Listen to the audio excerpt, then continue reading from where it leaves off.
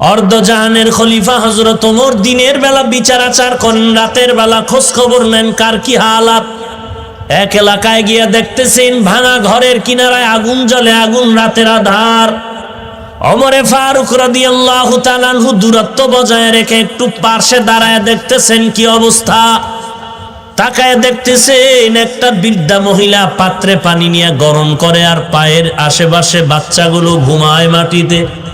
হঠাৎ এক বাচ্চা দাঁড়ায় সজাগ হয়ে বলে, আম্মু খানা দাও, ক্ষুধার তৃষ্ণা সহ্য করতে পারি না। বৃদ্ধা মহিলা ডেকে বলে, বাবা একটু অপেক্ষা করো, খানা রেডি হচ্ছে, ঘুমায় যাও। ওমরে ফারুক রাতের গভীরে তাকায় তাকায় দেখেন এই হাল।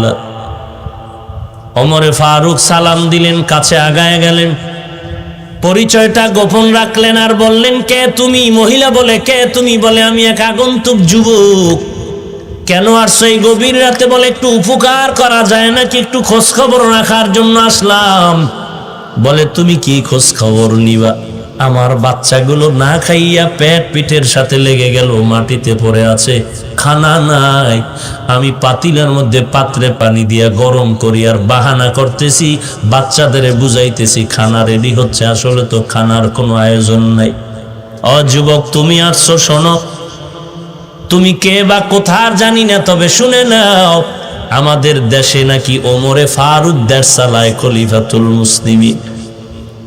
তোমাকে সাক্ষী রেখে বলি, হে যুবক, যদি আমি সুযোগ পাই, দুনিয়ার আদালত না হয় আল্লাহর আদালতে ওমরের বিরুদ্ধে আমি মামলা দায়ের করব।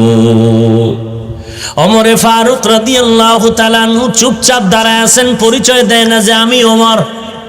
মহিলার কান্না শুনিয়া ওমর সহ্য করতে না পেরে রাতের আধারে চলে গেলেন বাইতুল মাল, অর্থ মন্ত্রণালয়। অর্থ মন্ত্রণালয় গিয়ে আটার বস্তা নামাইলেন। আটার একটা বস্তা নিয়ে, সাথে আছে গোলাম আসলাম।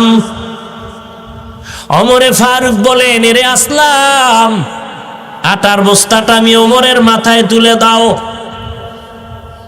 আসলাম বলেন, খলিফাতুল মুসলিমিন, এটা কিভাবে সম্ভব? আপনি অর্ধজাহানের খলিফা, আমার মাথায় আটার বস্তা দেন। ওমরে ফারুক বলেন, রে আসলাম, তুমি আমাকে জবাব দাও, আমি ওমর দায়িত্ব অবহেলার কারণে কি আল্লাহর আসামির কাঠগড়ায় দাঁড়াবো তুমি চাও নাকি? বলে, না, চাই না। ওমর বলে, রে আসলাম, তাড়াতাড়ি দেরি না করে আমার দায়িত্ব পালনের সুযোগ দাও, আমি আল্লাহর কাছে আসামি হয়ে দাঁড়াতে চাই না। আটার বস্তা আমি ওমরের মাথায় তুলে দাও। রাতের আধারে হযরত ওমর অর্ধজাহানের খলিফা মাথায় আটার বস্তা নিয়া বৃদ্ধা মহিলার বাড়ি রওয়ানা। এগুলো তাকওয়া না থাকলে কোনোদিন সম্ভব হবে না। আল্লাহর ভয়, আল্লাহর ভয়, আল্লাহর ভয়। ইন্না আকরামাকুম ইনদাল্লাহি আতকাকুম। অর্ধজাহানের খলিফা ওমরের মাথায় আটার বস্তা, রাতের গভীর। ওমর আটার বস্তা নিয়ে ওই মহিলার বাড়ির দরওয়াজায় গিয়া দাঁড়ায় বলেন, আম্মা জান সালাম, একটু ঘরের ভেতর আপনি চলে যান, আমাকে কাজ করার সুযোগ দেন। ওমরে ফারুক নিজে আটার বস্তা নামাইয়া নিজ হাতে আটা বের করে খামির বানায় রুটি বানানো শুরু করলেন হযরত ওমর। রাতের গভীরে ওমর নিজ হাতে রুটি বানায় বলেন, আম্মা জান, আটা রেখে গেলাম, রুটিও রেখে গেলাম, আপনিও রুটি খান, বাচ্চাদেরও আপনি মনের মতো খানার ব্যবস্থা করেন। আটার বস্তা রেখে গেলাম, শেষ হওয়ার আগে আবার খবর নেওয়ার চেষ্টা করব। ওমরে কথা বলে বিদায় নেয়। আল্লাহর বান্দি বৃদ্ধা মহিলা কয়, দাঁড়াও হে যুবক, একটু দাঁড়াও, আমি দোয়া করে দেই।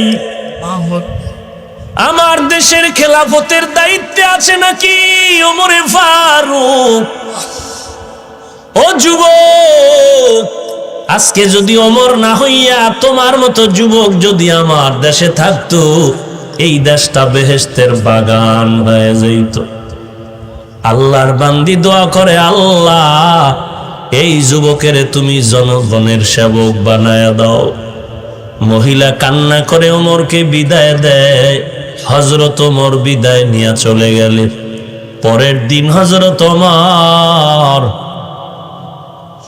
সিংহাসনে বসিয়া একজন বার্তা বাহককে গিয়া বললেন, যাও অমুক এলাকার একজন বৃদ্ধা মহিলা আছে, তাকে দরবারে নিয়ে আস। বলবা খলিফাতুল মুসলিমিনের দরবারে আপনাকে যেতে হবে। বার্তা বাহক গিয়া যখন হযরত ওমরের আদেশ নিয়ে মহিলার কাছে চলে গেলেন, ডাক দিয়া বলেন, ও আম্মা জান, খলিফাতুল মুসলিমিনের দরবারে আপনাকে যাওয়ার জন্য বলা হয়েছে। মহিলা ভয়, গতকালকের ঘটনা বুঝি ওমরের কাছে ওই যুবক ফাঁস করে দিয়েছে। মহিলা কান্না করতেছে, আজ আমার ফাঁসি ছাড়া উপায় নাই। মহিলা ফাঁসির ভয়ে কান্না করে সন্তানদের থেকে চিরবিদায়ের কান্না শুরু করলো। সন্তানগুলোকে জড়ায় কাঁদে আর কয়, আমাকে চিরবিদায় দাও, আর দেখা হবে না, আমার আজ ফাঁসি হয়ে যাবে।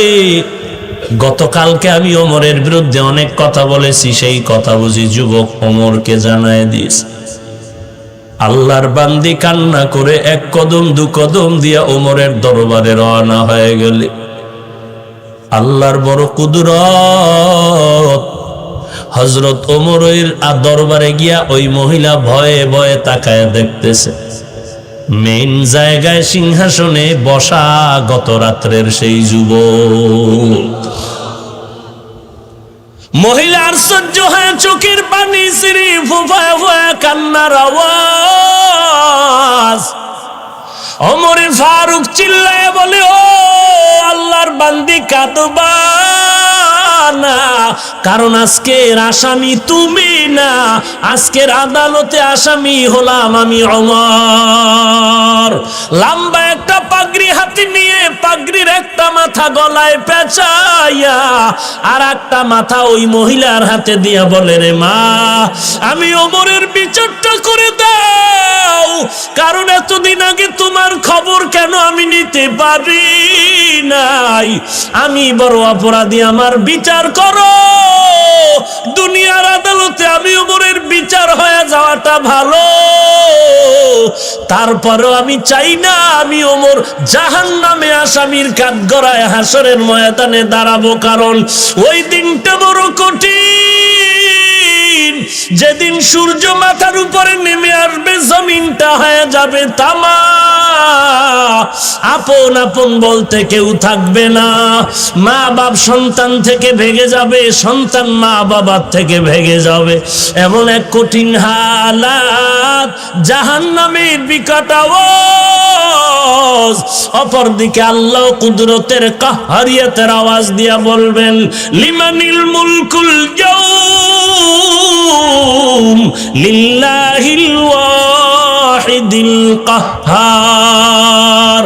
ওই কঠিন দিন বড় কঠিন, আমি ওমর আল্লাহর আদালতে দাঁড়াতে চাই না, আজ আমার বিচার করে দাও। এত আগে কেন আমি যেতে পারলাম না, আমি ওমরেরই অন্যায় হয়ে গেল। আল্লাহর কসম করে বলি, এই অবস্থা বান্দার মধ্যে তখনই হবে যখন বান্দার মধ্যে তাকওয়ার সম্পদ এসে যাবে। ইয়া আইয়ুহাল্লাযীনা আমানুত্তাকুল্লাহা ওয়া কুলু কাওলান সাদীদা। এরে নবীর উম্মতের দল, 1 নাম্বার আল্লাহকে ভয় করো, তাকওয়া অর্জন করো, 2 নাম্বার জবানের হেফাজত করো রে গোলাম। আল্লাহর ভয় আসলেই তো জবান হেফাজত হবে। ওমরে ফারুক রাদিয়াল্লাহু তাআলা মুখের মধ্যে জবানে মুখে একটা পাথরের টুকরা রাখেন, কথার প্রয়োজনে বের করেন, আবার ভেতরে রাখেন। কি ব্যাপার? ওমর কান্না করে আর বলে, রে ভাই, একটা অনর্থক কথা বললেও আল্লাহর কাছে হিসাব দেওয়া লাগবে। এর নাম তাকওয়া, এর নাম আল্লাহর ভয়। জবানকে হেফাজত করো। ইয়া আইয়ুহাল্লাযীনা আমানুত্তাকুল্লাহা কুলু কাওলান সাদীদা। আল্লাহর নবী বলেন, খাঁটি মুসলমান ওই ব্যক্তি যার জবান আর হাত থেকে অন্যান্য মুসলমান মুমিনরা নিরাপদ থাকে। জবানের হেফাজত করো হে মুমিন। জবানকে কেমনে হেফাজত করবা? কষ্টের দিয়া জবানটারে আটকায় রাখো? বলে না না, জবানকে তুমি যদি হেফাজত করতে চাও, এক নম্বরে আল্লাহর দরবারে তৌফিক চাও। কারণ আল্লাহ যদি তৌফিক না দেয়, বান্দার চলার কোনো রাস্তা খোলা নাই।